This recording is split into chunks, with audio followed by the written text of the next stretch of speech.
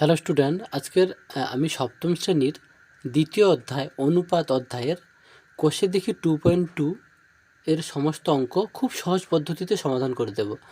তোমাদের বলি, এই অধ্যায়টা সমাধান করার আগে আমি কিছু গুরুত্বপূর্ণ প্রশ্ন উত্তর প্রস্তুত করেছি, যেগুলো তোমাদের পরীক্ষায় প্রচুর আসে, এবং এই প্রশ্ন উত্তরগুলো করলেই তোমাদের এই চ্যাপ্টার সম্বন্ধে সুন্দর একটা ক্লিয়ার ধারণা হয়ে যাবে, যাতে এই চ্যাপ্টারটা কিন্তু খুব সহজ হবে এবং এই প্রশ্ন উত্তরগুলোও পরীক্ষায় আসে। একদম প্রথম প্রশ্ন দেখো, 3:2 এই অনুপাতের পূর্বপদ ও উত্তরপদটি লেখো। আচ্ছা, পূর্বপদ মানে এই প্রথমটাকে পূর্বপদ, পরেরটাকে উত্তরপদ। তাহলে পূর্বপদ কত? 3। দেখো পূর্বপদ 3 এবং উত্তরপদ কত? 2। উত্তরপদ 2 লিখেছি। ওকে, এবারে আমি দ্বিতীয় প্রশ্নে যাচ্ছি। দ্বিতীয় প্রশ্নে কি আছে দেখো, বলছে গুরু অনুপাত কাকে বলে। গুরু অনুপাতটা বুঝে নাও যে প্রথমটা বড় হবে, দ্বিতীয়টা ছোট হবে। সোজা কথা, মানে পূর্বপদ বড় হবে, উত্তরপদ ছোট হবে। তাহলে যে অনুপাতের পূর্বপদ অপেক্ষা উত্তরপদ ছোট, সেই অনুপাতকে গুরু অনুপাত বলে। হলো, পূর্বপদ অপেক্ষা উত্তরপদ ছোট। দেখো, পূর্বপদ অপেক্ষা উত্তরপদটা ছোট। হলো, তাহলে উদাহরণ হিসেবে এরকম 5:3 এবং 7:4 ইত্যাদি দিয়ে দেবে।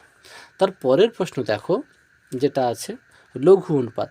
লঘু অনুপাত কাকে বলে না, লঘু অনুপাত মানে পূর্বপদ ছোট, উত্তরপদ বড়। আর যে অনুপাতের পূর্বপদ অপেক্ষা উত্তরপদটা বড়, সেই অনুপাতকে লঘু অনুপাত বলে। হলো, উদাহরণ কি 2:5, দেখো পূর্বপদ অপেক্ষা উত্তরপদ বড়। 7:9, দেখো পূর্বপদ অপেক্ষা উত্তরপদ বড়, ইত্যাদি। তারপরে দেখো যেটা আছে সাম্যানুপাত। সাম্যানুপাত কাকে বলে না, যে অনুপাতের পূর্বপদ সমান উত্তরপদ হয়, বা তোমরা লিখতে পারো যে অনুপাতের পূর্বপদ এবং উত্তরপদ সমান হয়, সেই অনুপাতকে সাম্যানুপাত বলে। যেটা খুশি, যেটা আছে প্রশ্নে লিখতেই পারো, আর যেটা বললাম সেটাও একই। উদাহরণ কি 3:3, দেখো পূর্বপদ আর উত্তরপদ সমান। আর আছে 5:5, দেখো পূর্বপদ আর উত্তরপদ সমান, ইত্যাদি। তারপরে দেখো যেটা আছে ব্যস্ত অনুপাত। ব্যস্ত অনুপাত কাকে বলে না, কোনো অনুপাতের পূর্বপদ ও উত্তরপদ পরস্পর স্থান বিনিময় করলে সেই অনুপাতটি আগের অনুপাতের ব্যস্ত অনুপাত। ক্লিয়ার? ধরো এই একটা অনুপাত 12:17, এইটা হলো 17:12 অনুপাতের ব্যস্ত অনুপাত। মানে সোজা কথা, এর ব্যস্ত অনুপাত এইটা, আবার এর ব্যস্ত অনুপাত হচ্ছে এইটা। হলো, মানে এইটাকে উল্টে দেওয়া হয়েছে। এখানে 12:17 ছিল, এখানে 17:12। তাহলে 12:17 এর ব্যস্ত অনুপাত হলো 17:12, আবার 17:12 এর ব্যস্ত অনুপাত হলো 12:17। ওকে, তারপরে দেখো অনুপাত কাকে বলে এবং অনুপাতের একক। তোমরা দেখো, মনে রাখবে এই প্রশ্নটাও পরীক্ষায় আসে খুব। অনুপাতের এককের নাম কি? দেখো, অনুপাতের একক কিন্তু নেই। ওকে, এবারে অনুপাত কাকে বলে না, এক জাতীয় দুটি রাশির মধ্যে তুলনা করে একটি রাশি আর একটি রাশির কত অংশ বা কত গুণ তা যার দ্বারা প্রকাশ করা হয় তাকে রাশি দুইটির অনুপাত বলে। ক্লিয়ার? এটা যদি বড় প্রশ্ন আসে, মানে 2 নম্বরের প্রশ্ন এলে একে তোমাকে এভাবে লিখতে হবে। ওকে,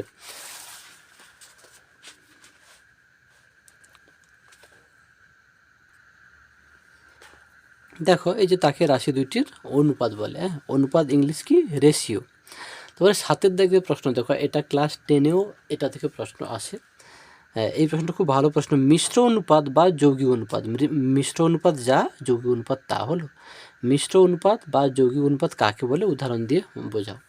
দেখো, 2 বা 2-এর বেশি অনুপাত থাকলে তাদের পূর্ব পদগুলির গুণফল ও উত্তর পদগুলির গুণফলের অনুপাতকে যৌগিক অনুপাত বা মিশ্র অনুপাত বলে। দেখো, যে 2:3 আর 4:5, এদের বললো যৌগিক অনুপাত বা মিশ্র অনুপাত বার করো। কি করব? এই যে পূর্ব পদগুলির গুণফল বার করব, মানে 2×4 8, দেখো 8 লিখেছি। আবার উত্তর পদগুলির গুণফল 3×5 = 15, দেখো 3×5 = 15। মানে 2:3 আর 4:5 এর যৌগিক অনুপাত বা মিশ্র অনুপাত হলো পূর্ব পদগুলির গুণফল, এই যে ইস্টু উত্তর পদগুলির গুণফল। ক্লিয়ার?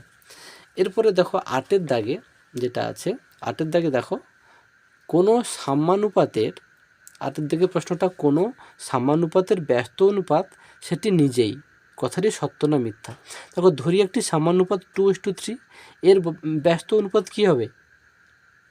এর ব্যস্ত অনুপাত সেই 2:3, একে উল্টে ব্যস্ত অনুপাত মানে কি তাকে উল্টে দিতে হয়, তাহলে উল্টালেও সেই একই হবে। তাহলে কোনো সামানুপাতের ব্যস্ত অনুপাত সেটি নিজেই, কথাটি তাহলে সত্য। ওকে, তারপরে দেখো 9 দাগে, 9 দাগের কি প্রশ্ন আছে?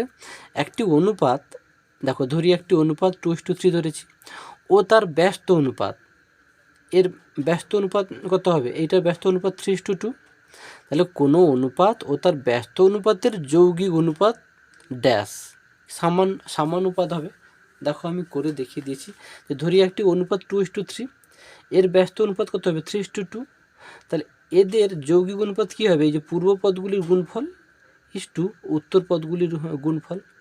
পূর্বপদ তো এই দুটো, যৌগিক অনুপাত বা মিশ্র অনুপাত বার করতে হয় কেমন বললাম, যে পূর্ব পদগুলির গুণফল এই যে ইস্টু উত্তর পদগুলির গুণফল। তবে এটা 3×6, এটাও 3×6, এটাকে কি বলে? সমানুপাত, তাই না? তাহলে একটি অনুপাত ও তার ব্যস্ত অনুপাতের যৌগিক অনুপাত হবে কি? সমানুপাত। তারপরে দেখো শেষ প্রশ্ন, আমি যে প্রশ্ন উত্তরগুলো প্রস্তুত করেছিলাম। অনুপাত বলতে বুঝি ড্যাশ, অনুপাত বলতে বুঝি সমজাতীয় রাশির তুলনা। ওকে, যদি এক নম্বরে প্রশ্ন আসে অনুপাত বলতে বুঝি, এটাই লিখবে। 2 নম্বর প্রশ্ন এলে আগে যেটা লিখেছিলাম সেটা লিখবে। তোমরা এই প্রশ্ন উত্তরগুলো কিন্তু খাতায় সুন্দরভাবে ফ্রেশ করে তুলে নেবে, তুলে নিয়ে কয়েকবার পড়ে নেবে, আশা করি ক্লিয়ার হয়ে যাবে। এবারে আমি কোষে থেকে 2.2 এর সমস্ত অঙ্কগুলো করাচ্ছি। দেখো কোষে থেকে 2.2 এর একদম 1 দাগের কি প্রশ্ন আছে না, নিচের অনুপাতগুলিকে লঘিষ্ঠ আকারে পরিণত করি। মানে এই অনুপাতগুলিকে লঘিষ্ঠ আকারে পরিণত করতে হবে এবং করার পর প্রতিটি অনুপাতের ব্যস্ত অনুপাত লিখতে বলছে।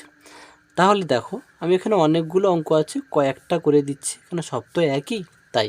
দেখো প্রথম অঙ্কটা আমি লিখেছি, দেখো 12:15কে লঘিষ্ঠ আকারে প্রকাশ করে পাই কি হবে? 12/15। লঘিষ্ঠ আকার নিয়ম কি? লব ও হর উভয়কে একটা সংখ্যা দিয়ে কাটতে হবে। মানে এমন একটা সংখ্যা খুঁজতে হবে যেটা লব ও হর উভয়কেই ভাগ যাবে। দেখো এই দুটো 3 দিয়ে যাবে, 3 4 12, 3 5 15, তাহলে কত হলো? 4/5। তাহলে লঘিষ্ঠ আকারে প্রকাশ হলো এবং এর ব্যস্ত অনুপাত, অতএব এর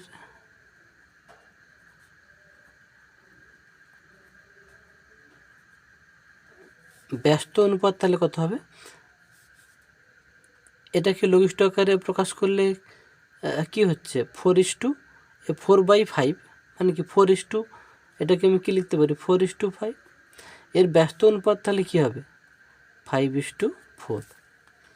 ওকে, তার মানে এইটাকে লঘিষ্ঠ আকারে প্রকাশ করবে, তাকে উল্টে লিখলে সেটা ব্যস্ত অনুপাত হয়ে গেল।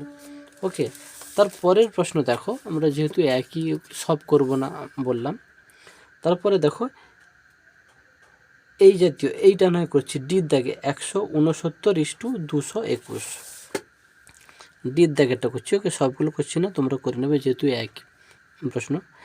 169:221কে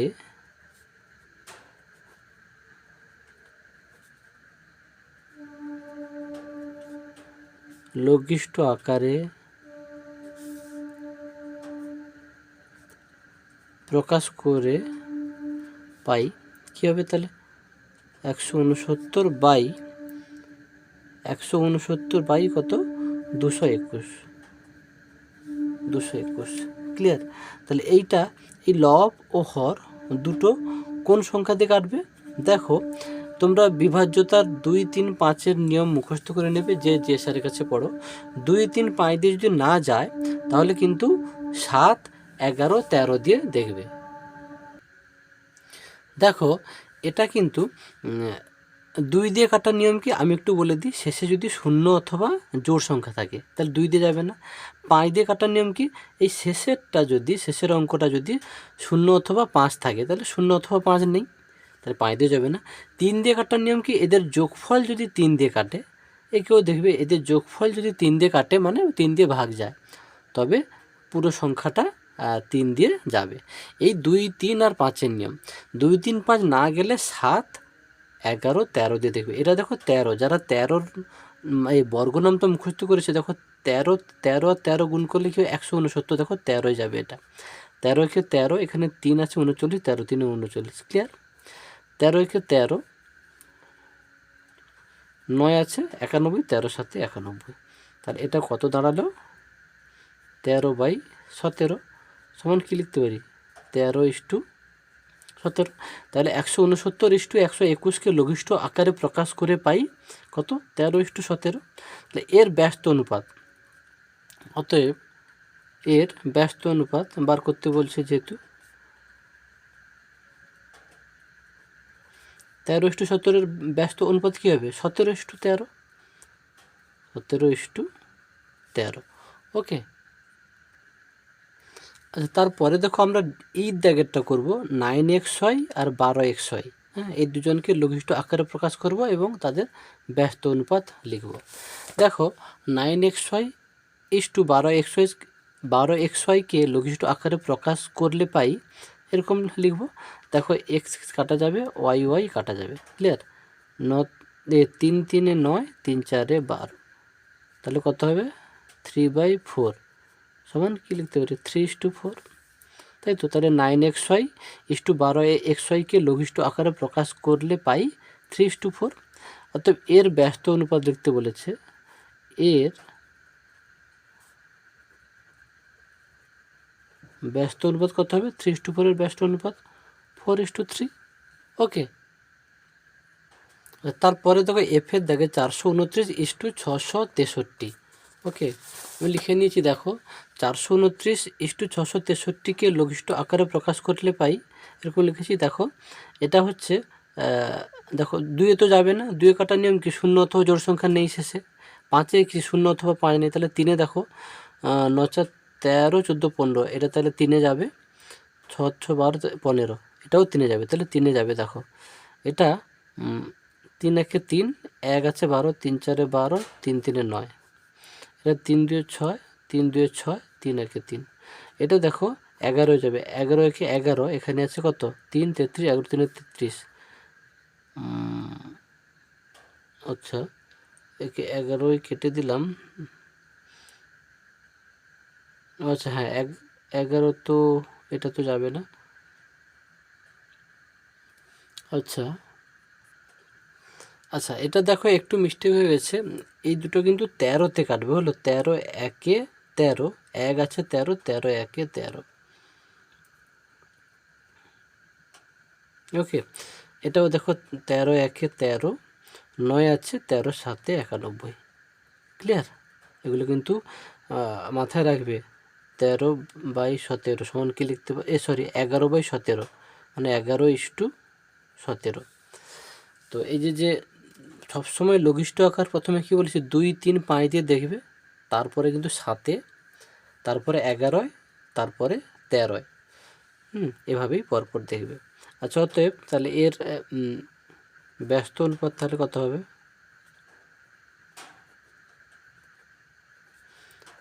11:17 এর ব্যস্ত অনুপাত 17:11। ওকে। তারপরে দেখো এই জির দাগে 3b:12c। ওকে, দেখো 3b:12c-কে লঘিষ্ঠ আকারে প্রকাশ করে পাই কি পাই, 3b/12c। দেখো 3 1 3, 3 4 12, তাহলে উপরে কি b/4c, তাই না, সমান কি b:4c। অতএব এর ব্যস্ত অনুপাত তাহলে কত হবে,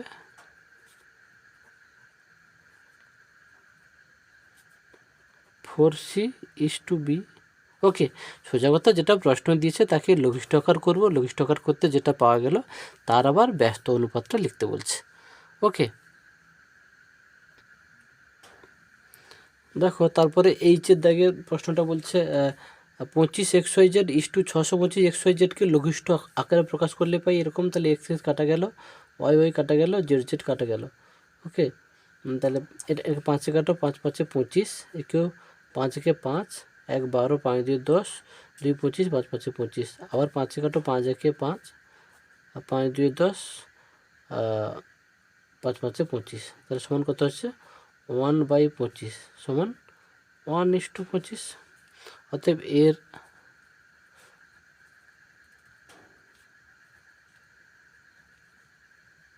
ব্যস্ত অনুপাত কী হবে? 1:25 ব্যস্ত অনুপাত 25:1। ওকে, এরপরে আমরা দেখো দুয়ের দাগের প্রশ্নগুলো করব।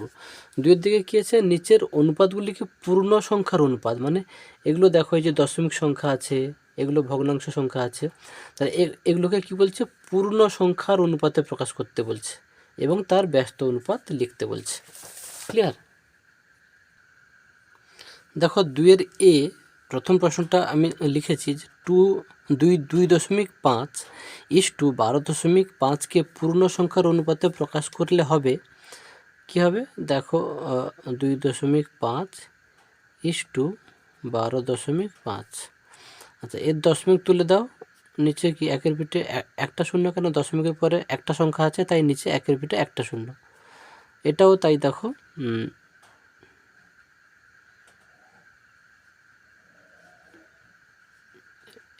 একেও দশমিক তুলে দাও, নিচে একের পিঠে একটা শূন্য।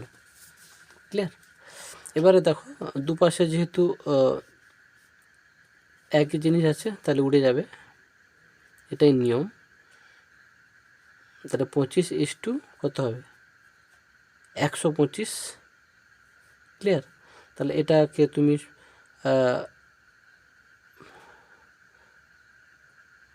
পূর্ণ সংখ্যার অনুপাতে প্রকাশ, তাহলে 5 5 25, 5 একে 5 2 25, 5 5 25 হলো।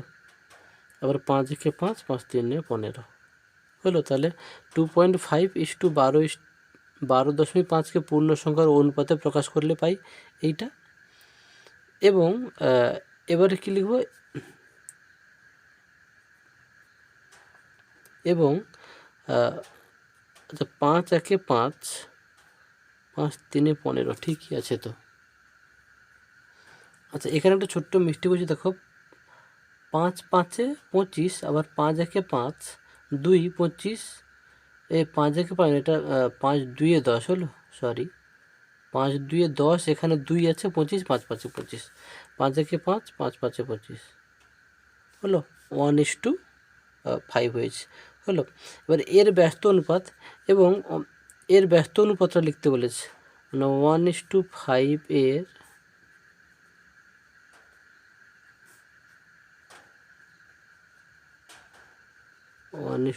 এর ব্যস্ত অনুপাত তাহলে কত হবে? 5:1। ক্লিয়ার? দেখো তারপরে দ্বিতীয়টা দেখাচ্ছি আমি, 5/8 ইস টু 7/16, এটাকে পূর্ণ সংখ্যার অনুপাতে প্রকাশ করব এবং যেটা বেরোবে তার ব্যস্ত অনুপাত লিখব। দেখো আমি লিখে নিয়েছি 5/8 ইস টু 7/16 কে পূর্ণ সংখ্যার অনুপাতে প্রকাশ করলে হবে। দেখো প্রকাশ করলে হবে কীরকম না, এর নিয়মটা কি? এই হরগুলো না লসাগু করে নেবে। 16 হলো, তাহলে 8 একে 8, 8 2 16, 8 2 16 হচ্ছে লসাগু। যেটা লসাগু হবে, লসাগু কত হলো? এইগুলোর গুণফল, তাহলে 8 2 16 লসাগু। এই যেটা লসাগু হবে সেইটা উভয় পাশে গুণ করে দেবে হলো। 8 2 16, 16 একে 16 কেটে গেল, তাহলে 5 2 10, ওকে, ইস টু 7। ক্লিয়ার? এটুকুই। এবারে এর ব্যস্ত অনুপাত এবং 10:7 এর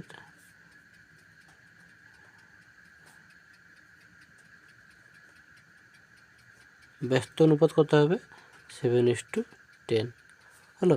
এইভাবে ভগ্নাংশ সংখ্যার অনুপাতকে পূর্ণ সংখ্যার অনুপাতে প্রকাশ করা যায়। তারপরে দেখো এইটা 0.7 ইস টু 0.49, দেখো 0.7:10.49কে পূর্ণ সংখ্যার অনুপাতে প্রকাশ করলে পাই কি হবে। দেখো 0.7:10.49, সামনে শূন্য দিয়ে দাও, দেখতে যা ভালো লাগবে তাই। আচ্ছা, দশমিক তোলার নিয়ম কি? দশমিক তুলে দিয়ে নিচে একের ভিতরে কটা শূন্য? একটা শূন্য হবে। কেন? দশমিক পরে যেহেতু একটা সংখ্যা আছে, এটাও দশমিক তুলে দাও, দশমিক পরে দুটো শূন্য হবে। কেন? দশমিকের পরে যেহেতু দুটো সংখ্যা আছে। হলো ওপরে দশমিক তুললে নিচে একের পিঠে শূন্য দিতে হয়, আর নিচে দশমিক যদি তোলো ওপরে একের পিঠে শূন্য দিতে হয়, এইটুকুই নিয়ম। আচ্ছা, এবারে সেই একই নিয়ম হলো কি, এই যে হরগুলো লসাগু করে দুজনের সঙ্গে গুণ করে দেবো। তাহলে 7/10 একটু ফাঁকা ফাঁকা লেখো, 49/100। 10 আর 100 এই হরগুলো লসাগু করে নাও। 10 আর 100, 10 দিয়ে যাবে, 10 একে 10, 10 10 100। তাহলে লসাগু কত হবে? এগুলো গুণ করলে 100 হবে। এর সঙ্গেও 100 গুণ করে দাও, এর সঙ্গেও 100 গুণ করে দাও। 100 100 কাটা গেল, 0 0 কাটা গেল। তাহলে কত হলো? 10 7 70:49, সরি 10 7 70 ইস্টু কত? 49 হলো। তারপরে এর ব্যস্ত অনুপাত, তাহলে এবং 70:49 এর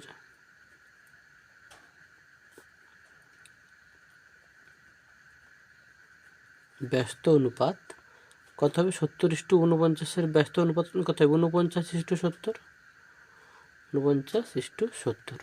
ওকে, খুব ধীরে সুস্থে দেখবে এবং তোমরা ফেয়ার খাতা এভাবে সুন্দর করে ফ্রেশ করে নেবে। খাতায় তুমি যতটা ফ্রেশ করে তুলবে, দেখবে তোমার মাথায়ও সেভাবে ফ্রেশ হয়েই কিন্তু থাকবে। ওকে, তার পরের দাগের অঙ্কটায় আমরা যাচ্ছি। এরপরে দেখো আমরা, আচ্ছা এই টাইপটা করে নিয়েছি, তাই করছি না। এই যে ভগ্নাংশ টাইপগুলো কিন্তু করে নিয়েছি আমরা। তাহলে এই টাইপটা করছি ঈদ দাগে। হলো, দেখো ঈদ দাগের যে প্রশ্নটা ছিল, ঈদ দাগের প্রশ্নটা কিন্তু আমরা তুলে নিয়েছি। 22:4.5/7 কে পূর্ণ সংখ্যার অনুপাতে প্রকাশ করলে হবে। দেখো 22:4.5/7 একে পূর্ণ ভাঙাতে হবে। আচ্ছা, এবার সেটা যাই আছে তাই লিখলাম। পূর্ণ ভাঙাবো কেমন? এটা গুণ করে এটা যোগ করবো। তাহলে 4 7 28, 5 33, তাহলে কত হবে? 33/7।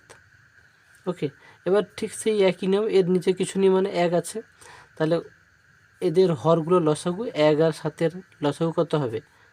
1 আর 7-এর লসাগু 7 হবে। তাহলে উভয়কে 7 দিয়ে গুণ করব। হলো, তাহলে কত দাঁড়াবে? 22 7 কত? এটাকে যদি করি, আচ্ছা এর 7 7 কেটে যাবে। আচ্ছা, এখানে কত থাকলো? 22x7 থাকলো না, ইস্টু এটা 33 আছে। এটা দেখো 11 দিয়ে কাটবে, তাই না? 11 2 22, 11 3 33, তাহলে কত? 7 2 14 ইস্টু 3। ক্লিয়ার? আশা করি ক্লিয়ার। তাহলে এর আবার ব্যস্ত অনুপাত লিখতে বলছে, এবং 14:3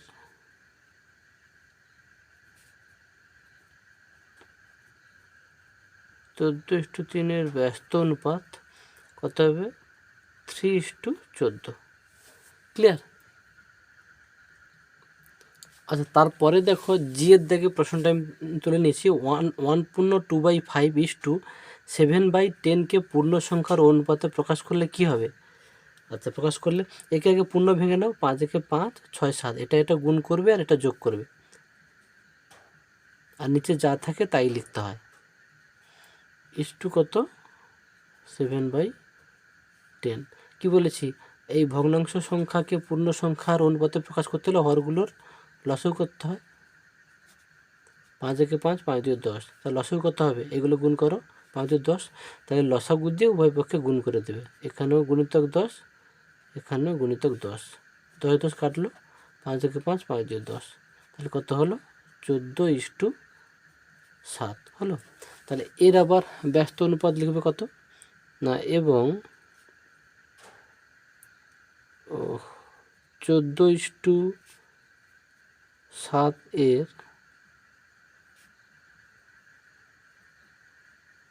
ব্যস্ত অনুপাত কত হবে, 7:14। ওকে, আচ্ছা তারপরে দেখো 3 থেকে প্রশ্ন, নিচের অনুপাতগুলির মিশ্র অনুপাত বার করতে বলছে। এই দেখো এই একটা অনুপাত দেওয়া আছে, এই একটা অনুপাত দেওয়া আছে, এই একটা অনুপাত দেওয়া আছে। যে মিশ্র অনুপাত বা যৌগিক অনুপাত বার করবে কীরকম, এই অধ্যায়ে যে মানে মিশ্র অনুপাত বা যৌগিক অনুপাত কাকে বলে সেখানে সুন্দর করে বোঝানো হয়েছে। তবু আমি বলে দিই যে পূর্ব পদগুলির গুণফল, মানে এইটার এই পূর্ব পদগুলির গুণফল ইস্টু উত্তর পদগুলির গুণফল, সেটা হচ্ছে মিশ্র অনুপাত বা যৌগিক অনুপাত বার করার নিয়ম হলো। এবার যে মিশ্র অনুপাতটি বের হবে সেটি গুরু অনুপাত না লঘু অনুপাত না সামান্যপাত সেটা লিখতে হবে। ওকে, যদি দেখো যে অনুপাতটা বার করা হয়, যদি পূর্ব পদটা যদি তোমাদের ছোট হয় আর উত্তর পদটা যদি বড় হয়, তাহলে সেটা কি হবে, তাহলে সেটা হচ্ছে গুরু অনুপাত, তাই না? চলো আমি একটু দেখিয়ে দিচ্ছি একটা করে। 3 এ আছে হলো, তাহলে কি আছে, 8:6,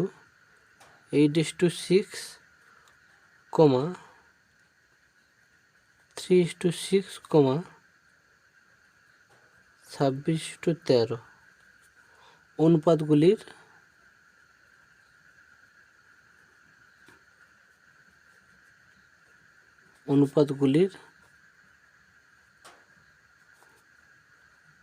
মিশ্র বা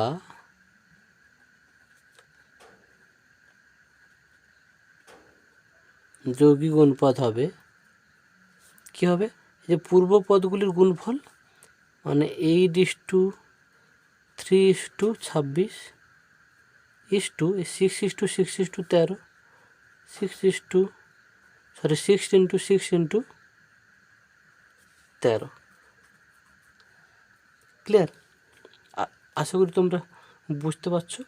দেখো 3 একে 3, 3 2 6, ওকে, তারপরে 2 একে 2, 2 4 8, 13 একে 13, 13 2 26 হলো, 2 একে 2, 2 3 6, তাহলে 4:3।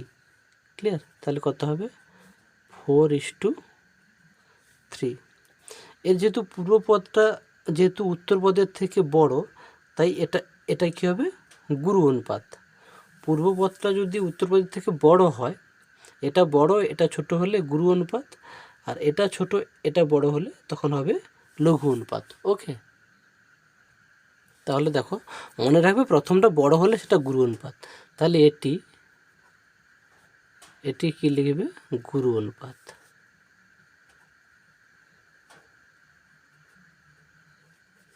ক্লিয়ার? তারপরে দেখো এইটার এই বিদ্যাগে, তাহলে এইটা আর এইটা আর এইটা, এই তিনজনের 3টে অনুপাতের মিশ্র অনুপাত বা যৌগিক অনুপাত বার করবো কীরকম, ঠিক সেম পূর্ব পদগুলি, মানে এইটা আর এইটার গুণফল ইস্টু এইটা আর এইটার গুণফল হলো। দেখো আমি লিখে নিয়েছি 7/5:3 এবং 5/7:1:1/16 এবং 3:16 অনুপাতগুলির মিশ্র বা যৌগিক অনুপাত হবে। তাহলে কী হবে, পূর্ব পদগুলির গুণফল মানে 7/5 গুণিতক, এটা হচ্ছে 5/7 গুণিতক এটা 3 ইস্টু উত্তর পদগুলির গুণফল 3 ইন্টু একে পূর্ণ ভেঙে নাও, 16কে 16 17, 17/16 গুণিতক এইটা। সোজা কথা, এই প্রথমেরগুলোর গুণফল মানে পূর্ব পদগুলির গুণফল ইস্টু উত্তর পদগুলোর গুণফল, এভাবে যৌগিক বা মিশ্র অনুপাত বার করতে হয়। আচ্ছা দেখো 7 7 কেটে গেল, 5 5ও কেটে গেল, 16 16 কেটে গেল। তাহলে এটা কত হবে? 3:17 3 51।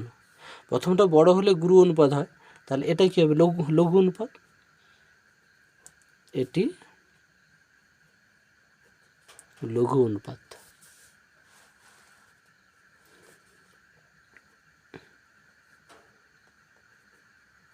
হলো?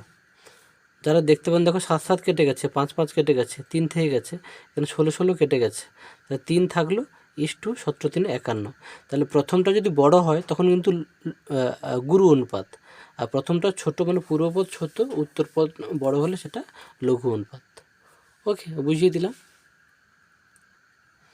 আচ্ছা এটা দেখো 3-এ কিন্তু কাটাকাটি হবে, তাহলে 3 1 3, আর এটা দেখো 3 1 3 2, 21, 3 7 21 হলো। তাহলে এইটা তাহলে লঘু অনুপাত। ক্লিয়ার? সেই প্রথমটা যেহেতু ছোট, পূর্বপদ ছোট, উত্তরপদ বড় হলে লঘু অনুপাত হলো। এটা কাটাকাটিটা খেয়াল পড়েনি, হলো, কাটাকাটি করে তোমাদের দেখিয়ে দিলাম। ওকে, তার পরের প্রশ্নে দেখো আমরা এবারে যাব 4-এর দাগের প্রশ্নগুলোতে। দেখো 4-এর দাগের প্রশ্নটা কী আছে দেখো, বলছে রীতা 100টি অঙ্কের মধ্যে 60 পেয়েছে। ক্লিয়ার? আর বিনয় ওই অঙ্কের 80টির মধ্যে 50টি সঠিক, 60 পেয়েছে না, 60টি সঠিক করেছে। ব্যাপারটা আরেকবার বলছে, রীতা 100টি অঙ্কের মধ্যে 60টি সঠিক করেছে, বিনয় ওই অঙ্কের 80টির মধ্যে 50টি সঠিক করেছে। অনুপাতে প্রকাশ করে দেখি কে বেশি অঙ্ক সঠিক করেছে। দেখো রীতা 100টির মধ্যে 60, এটাকে কেমন লিখবে একটু ভালো করে বুঝে নাও। 4-এর দাগে দেখো,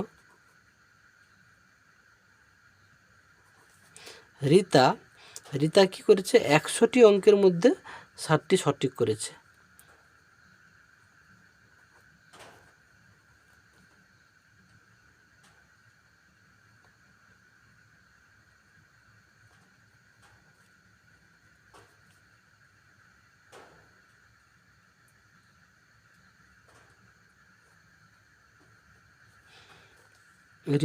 রীতা সঠিক করেছে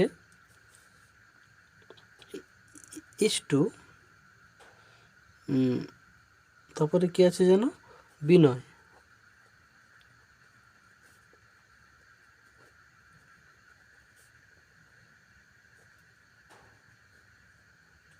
সঠিক করেছে। দেখো এটাকে এভাবে করবে, অনেক সহজ হবে। দেখো রীতা সঠিক করেছে কত না, এরকম লিখবে 100টির মধ্যে 60টি। ধরো যদি নম্বর বলে 100-র মধ্যে 60, কীরকম স্যার কীরকম লিখে? এরকম তো লিখে তোমাদের, নিচে 100 লেখে, পরে লিখে 60। ঠিক এরকম চিন্তাভাবনা করে লিখবে, সহজ হবে। আর বিনয় কি করেছে? বিনয় 80টির মধ্যে বিনয় করছে 80টির মধ্যে 50টি। তাহলে কি বলে? বিনয় 80টির মধ্যে 50টি হলো, সঠিক করেছে। তা রীতা সঠিক করেছে 100টির মধ্যে 60, আর বিনয় সঠিক করেছে কত? 80টির মধ্যে 50। আচ্ছা 0 0 কাটা, এরও 0 0 কাটা, 2 3 6, 2 5 10। ক্লিয়ার? তাহলে কি দাঁড়ালো? এবারে আমরা কি করি না, এই যে ভগ্নাংশ সংখ্যাগুলো পূর্ণ সংখ্যা করতে হলে কী হয়, হরগুলো লসাগু করে উভয়কে গুণ করে দিতে হয়। তাহলে 5 আর 8-এর লসাগু কত? 8 5 40। তাহলে এখানে 40 গুণ করো, একেও 40 গুণ করো। ক্লিয়ার? তাহলে দেখো 8 5 40, আর 5 দেখে 5, 5 8 40, তাহলে কত? 8 3 24, 24 5 5 কত? 25। তাহলে প্রশ্নে এবারে দেখো কি করতে বলছে, কে বেশি অঙ্ক ঠিক করেছে। তাহলে কে অঙ্ক বেশি ঠিক করেছে? কি? বিনয়। দেখলে কত সহজ হয়ে গেল। অতএব বিনয় বেশি অঙ্ক ঠিক করেছে।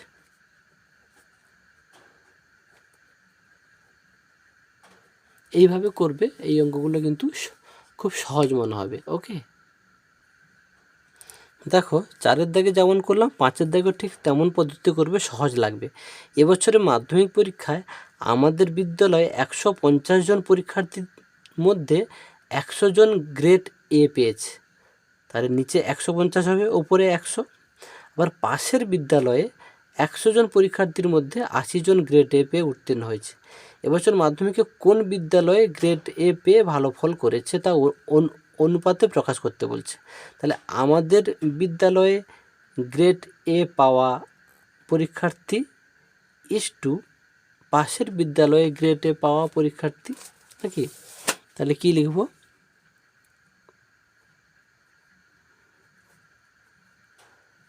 আমাদের বিদ্যালয়ে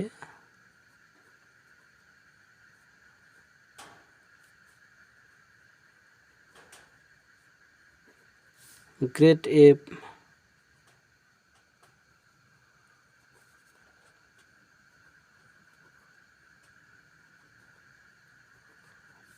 গ্রেড এ পাওয়া পরীক্ষার্থী ইস-টু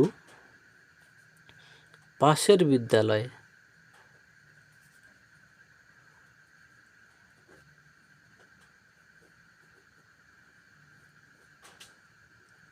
বিদ্যালয়ে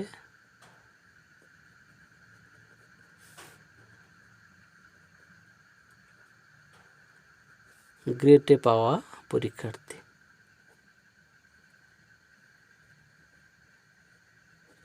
হলো, এভাবে লিখবে, খুব সহজ হবে। আচ্ছা, আমাদের বিদ্যালয়ে গ্রেড এ পাওয়া পরীক্ষার্থী কত না 150 জন। 150 জনের মধ্যে 100 জন গ্রেড এ পেয়েছে, এভাবে লিখবে। ইস-টু পাশের বিদ্যালয়ে গ্রেড এ পাওয়া পরীক্ষার্থী, এটা কত না, এটা হচ্ছে 100 জন পরীক্ষার্থীর মধ্যে 80 জন, 100 জন পরীক্ষার্থীদের মধ্যে 80 জন। ক্লিয়ার? তাহলে আমাদের বিদ্যালয়ে গ্রেড এ পাওয়া পরীক্ষার্থী 150 জনের মধ্যে 100 জন, আর পাশের বিদ্যালয়ে 100 জনের মধ্যে 80 জন। ক্লিয়ার? এবারে 0 0 কাটো, 2 4 8, 2 5 10, 0 0 কাটো, 5 2 10, 5 3 15। ক্লিয়ার? তাহলে দাঁড়ালো কত? 2/3 ইস-টু 4/5। এবারে ভগ্নাংশ সংখ্যাগুলো পূর্ণ সংখ্যায় প্রকাশ করতে হয় কীরকম? হরগুলো লসাগু করো, 5 আর 3 লসাগু কত? 15। ওই লসাগু দিয়ে দুপাশে গুণ করে দাও, এ পাশেও 15, এ পাশে 15, 3 5 15, 5 5 কেটে গেল, তাহলে 5 2 10 ইস-টু এটা কত? 4। তাহলে আমাদের বিদ্যালয়ে গ্রেড এ পাওয়া পরীক্ষার্থী 10, আর পাশের বিদ্যালয়ে গ্রেড এ পাওয়া পরীক্ষার্থী 4। এবারে বলছে যে কোন বিদ্যালয়ে গ্রেড এ পেয়ে ভালো ফল করেছে তা অনুপাতে প্রকাশ করে বের করি। তো বেরিয়ে গেছে, তা অতএব কোন বিদ্যালয় না? আমাদের বিদ্যালয়। ওকে, আচ্ছা একটু মিস্টেক হয়েছে, দেখো এটা 3 1 3 3 3 5 15, এটা 5 1 5 5 3 15 হলো, এটা কিন্তু 4 3 12 হবে, একটু মিস্টেক, সরি, 12। তাহলে আমাদের বিদ্যালয় নয়, পাশের বিদ্যালয় হলো। তাহলে পাশের বিদ্যালয়, অতএব এবছর মাধ্যমিকে পাশের বিদ্যালয়ে গ্রেড এ পেয়ে ভালো ফল করেছে। হলো, তাহলে লিখে দিচ্ছি, দেখো এবছর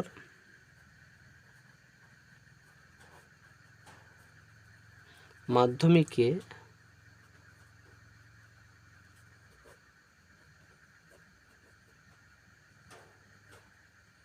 পাশের বিদ্যালয়ে গ্রেড এ পেয়ে ভালো ফল করেছে। গ্রেড এ পেয়ে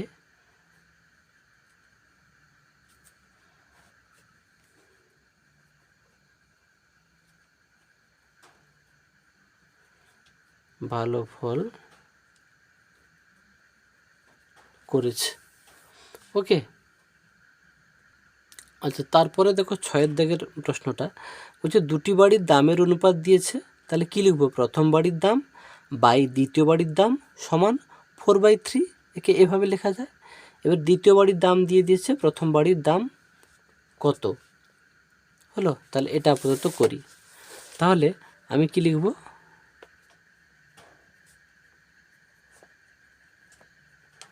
প্রথম বাড়ির দাম বাই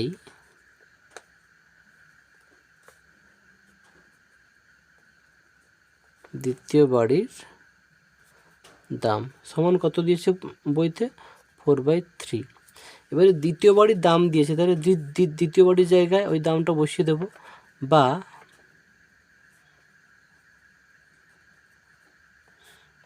প্রথম বাড়ির দাম সমান কি লিখব? 4/3। এটা কি ভাগ ছিল, এবার ছিল তাহলে গুণ হবে, তাই না? নিচে ছিল তো এখানে, তাহলে সে পাশে চলে গেলে গুণ হবে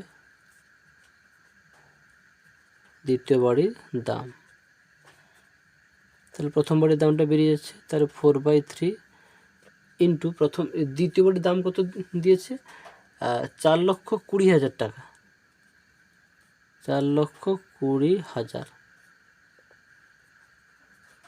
টাকা। ক্লিয়ার? দেখো এটা 3-এ কাটবে, 3 একে 3, 3 একে 3 1 12, 3 4 12, একটা দুটো 3 4টে শূন্য, 14 4 কত? 56, 4টে শূন্য টাকা।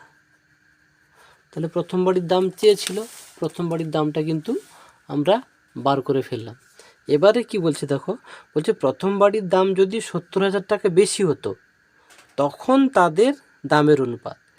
দেখো প্রথম বাড়ির দাম যদি এত টাকা বেশি হতো, তার মানে প্রথম বাড়ির যে দামটা ছিল তার সঙ্গে এইটা যোগ হবে, তখন তাদের দামের অনুপাত কত?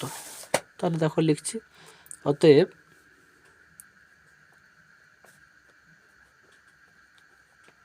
প্রথম বাড়ির দাম যদি 70,000 টাকা বেশি হতো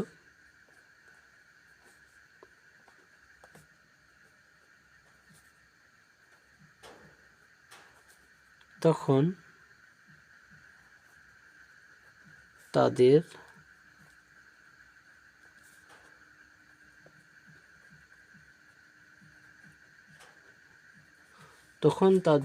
দামের অনুপাত হতো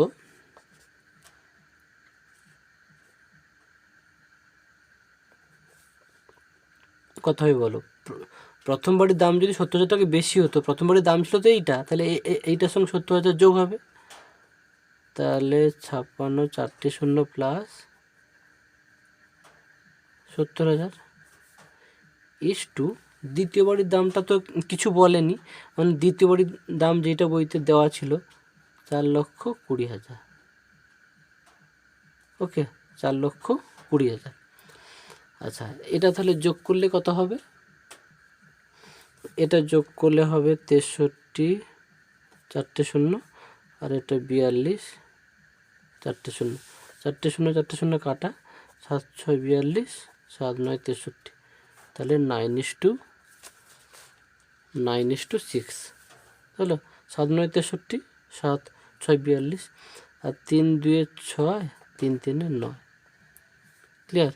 তাহলে 3:2। তাহলে প্রথম বাড়ির দাম যদি 70,000 টাকা বেশি হতো, ভালো করে বোঝো, প্রথম বাড়ির দাম তো এইটা বেরিয়েছে, এর সঙ্গে আবার 70,000 টাকা বেশি হতো, মানে এর সঙ্গে যে 70,000 যোগ করেছি, আর দ্বিতীয় বাড়ির কথা কিছু বলেনি, তাহলে দ্বিতীয় বাড়ির দাম তো 4,20,000 টাকা ছিল, তাহলে এই দুটোকে অনুপাত করে কাটাকাটি করতে এইটা হয়েছে। ক্লিয়ার? তাহলে প্রথম বাড়ির দাম যদি 70,000 টাকা বেশি হতো তখন তাদের দামের অনুপাত হতো 3:2। ক্লিয়ার? এখানেই মোটামুটি তোমাদের কোষে দেখি 2.2 এখানেই মোটামুটি সমাপ্ত। আর 7-এর দাগে যেটা আছে দেখো, 7-এর দাগেরটা আশা করি করতে হবে না, তার কারণ দেখো একটু না হয় বলে দিই যাদের মনে হচ্ছে যে অঙ্কটা কি করব। বলছে একটি বাঁশ থেকে এক টুকরো বাঁশ কেটে নেওয়া হলো এবং দেখা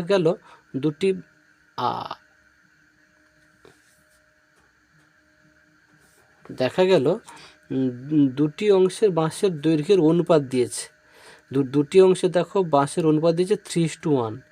তাহলে প্রথম টুকরো যদি 30 ধরি তাহলে কি হবে? দ্বিতীয় টুকরোটা কত হবে? 10 হবে, তাই না? 30 10কে সেই কাটাকাটি করলে দেখো এইটা হবে। তাহলে এটা তাহলে কত হবে, 10 হবে।